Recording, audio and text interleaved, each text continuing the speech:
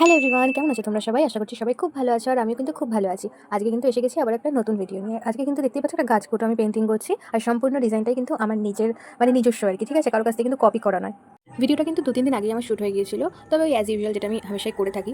নয়তো আমি এডিট করি না, নয়তো আমি ভিডিও পোস্ট করতে ভুলে যাই, আর নয়তো আমি ভয়েস বাদ দিই না। ঠিক আছে? ৩ টের কোনোটাই আমি করিনি, যে কারণে ভিডিওটা পোস্টই করা হয়নি।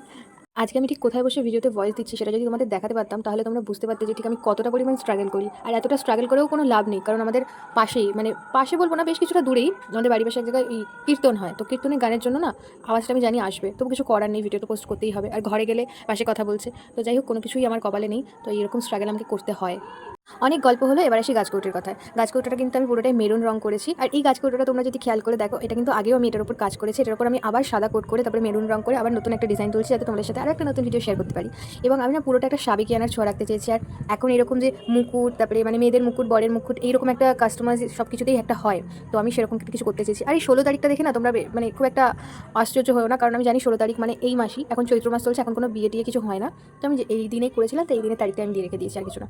ও হ্যাঁ, ওই যে মেয়েদের মুকুটটা যেটা রয়েছে, ওখানে কিন্তু সম্পূর্ণটা আমার কাজ নয়। আমি Pinterest থেকে দেখেছিলাম একটা এরকম মুকুট। তো আমি কিছুটা নিজের কাজের ছোঁয়া রেখেছি এবং ওটার থেকে কিছুটা সিমিলারিটি রেখে আমি একটা আঁকার চেষ্টা করেছি।